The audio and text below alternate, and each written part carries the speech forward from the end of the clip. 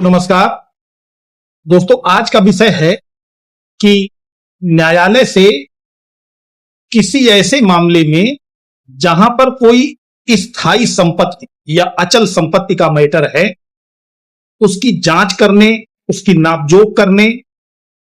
उसमें कई ऐसी चीजें देखने, क्योंकि वो प्रॉपर्टी स्वयं चल करके न्यायालय नहीं आ सकती है, उस प्रॉपर्टी को देख करके उसके बारे में न्यायालय को बताने या जिसको मौका मुआयना कहते हैं, इसके लिए न्यायालय को क्या शक्तियां हैं और कहां पर इनके प्रोविजंस दिए हुए हैं, आज इस विषय पर चर्चा कर लेते हैं। क्योंकि अक्सर लोगों में भ्रम हो जाता है। कुछ लोग कहते हैं कि साहब हमारा कब्जा है, दिखवा लीजिए। तो सबसे पहले ये नोट करिए कि ये अगर आपने सेंटेंस कह दिया या लिख दिया कि उक्त भूमि पर हमारा कब्जा है और कब्जे से संबंधित रिपोर्ट मंगा ली जाए, तो न्यायालय द्वारा कभी ऐसा कमीशन जारी नहीं किया जाएगा कि आपके कब्जे की पुष्टि करने के लिए कमीशन जारी कर दिया जाए। कमीशन जारी किया जाता है जब भी कोई ऐसी संपत्ति हो, मैं प्रैक्टिकली बात बता रहा हूं, अभी एक्ट में कहां दिया है यह भी बता दूंगा। और ये वीडियो एक एजुकेशनल डॉक्यूमेंट्री है, इसका आप मुकदमे में कैसे प्रयोग करना है वो अपने वकील साहब से पूछ करके करें। ये केवल आपके ज्ञान बढ़ाने के लिए है। जब आप कोई अचल संपत्ति का दावा लाते हैं, मकान है, दुकान है या और ऐसी कोई संपत्ति है जिसकी लंबाई चौड़ाई आपने लिख करके दी है, वहां कोई कंस्ट्रक्शन माने कोई निर्माण कार्य है या कोई ऐसी विशेष चीज है, कोई शिला गड़ी हुई है, कोई पत्थर गड़ा हुआ है, कोई नल लगा है या कोई ऐसे चिन्ह है जो नष्ट हो सकते हैं, तो उनकी पहचान के लिए आप न्यायालय से कह सकते हैं कि जो प्रॉपर्टी जो सूट प्रॉपर्टी है, जो वाद की विषय वस्तु है, उसका सत्यापन करा लिया जाए कि क्या वो प्रॉपर्टी वास्तव में है, और है तो कितनी लंबी है, कितनी चौड़ी है, अगर उस पर कोई निर्माण है तो कितने वर्ष पुराना निर्माण है, इसको दिखवा लिया जाए। उसकी चतुर्दिक सीमाएं क्या है, चारों तरफ उसके क्या है, तो उसका कंफर्मेशन हो जाए कि वो कहां पर है।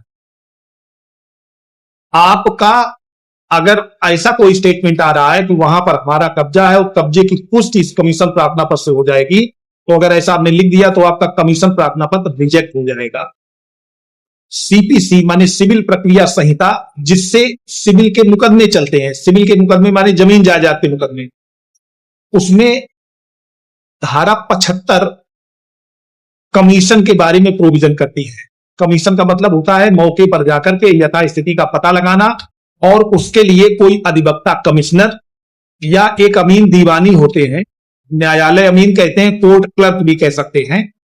उनको भेजा जाता है और वो जाकर के वहां दोनों पक्षकारों को नोटिस देते हैं। नोटिस माने सूचना देते हैं।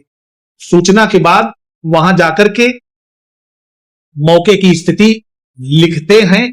और लिखने के बाद उस पर, उस स्पॉट नोट पर वहां 1, 2, 4 गवाहों के हस्ताक्षर करवाते हैं। वादी और प्रतिवादी माने दोनों पक्षों के अधिवक्ताओं के सिग्नेचर करवाते हैं, दोनों पक्षकारों के हस्ताक्षर करवाते हैं,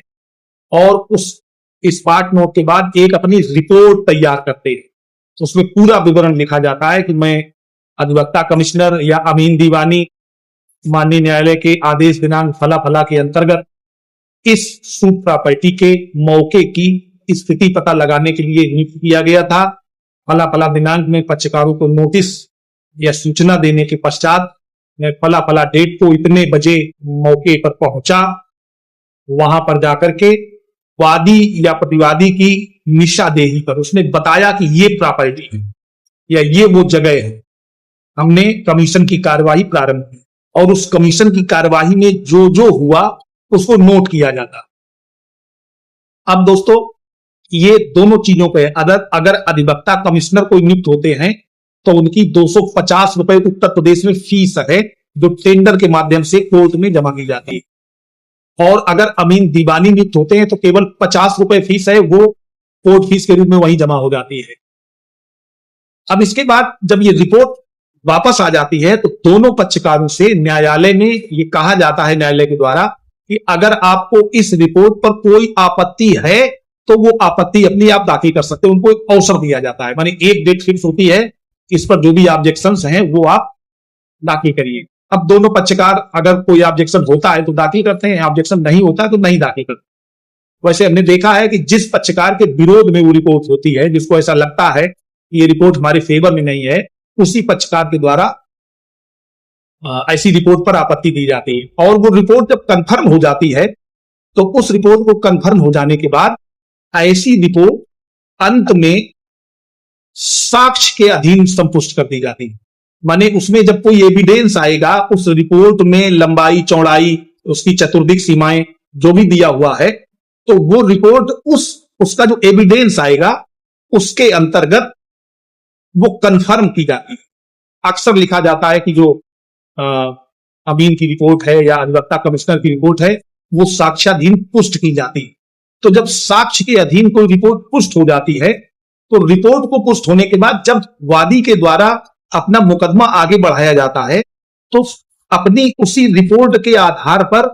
वादी द्वारा साक्ष्य दिया जाता है और उस साक्ष्य पर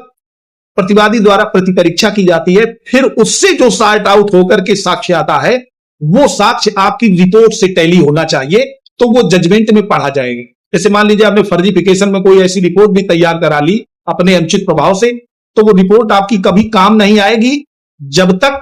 आप उसका साक्ष्य नहीं देंगे। जैसे आप मान लीजिए रिपोर्ट में आता है, ये मैं एविडेंसी वैल्यू की बात बता रहा, क्योंकि कमीशन रिपोर्ट अपने आप में कोई साक्ष्य नहीं होती है और कमीशन रिपोर्ट में माने कमीशन जो आप करा रहे हैं उसको आप अपने मुकदमे की कोई लेचेस पूरी करने के लिए या नया एविडेंस लाने के लिए नहीं यूज कर सकते हैं। कमीशन आप अपील के स्तर में भी ला सकते हैं। जैसे आपका पूरा मुकदमा खत्म हो गया है, डिग्री हो गई है और उसकी अपील की गई है और अपील में कोई ऐसी बात आती है कि ये मामला है, इसका अगर मौके की स्थिति पत्रावली पर आ जाए तो ज्यादा बेहतर रहे, तो मौके की स्थिति पत्रावली पर लाए जाने के लिए फर्स्ट अपील की स्टेज पर, यहां तक कि सेकेंड अपील की स्टेज पर किन्हीं धाराओं, धारा 75 सीपीसी और आदेश 26 नियम 9 सीपीसी के अंतर्गत वादी या प्रतिवादी किसी के द्वारा प्रार्थना पत्र दिया जा सकता है और मौके का कमीशन कराया जा सकता है और उस कमीशन के आधार पर साक्ष्य दिया जाता है और उस साक्ष्य की एविडेंसी वैल्यू ज्यादा होती है। जैसे आप नॉर्मल साक्ष्य दे रहे हैं कि हमारा उस मकान में हैंडपाइप लगा हुआ और कमीशन रिपोर्ट में आया कि ये मकान है, इसकी चतुर्दिक सीमाएं हैं और अंदर एक हैंडपंप लगा पाया गया जो वादी का था या प्रतिवादी का था और उसी ने अपना साक्ष्य दिया है, तो आपका साक्ष्य मजबूत हो जाता है और उसके आधार पर आपके पक्ष में जजमेंट होने के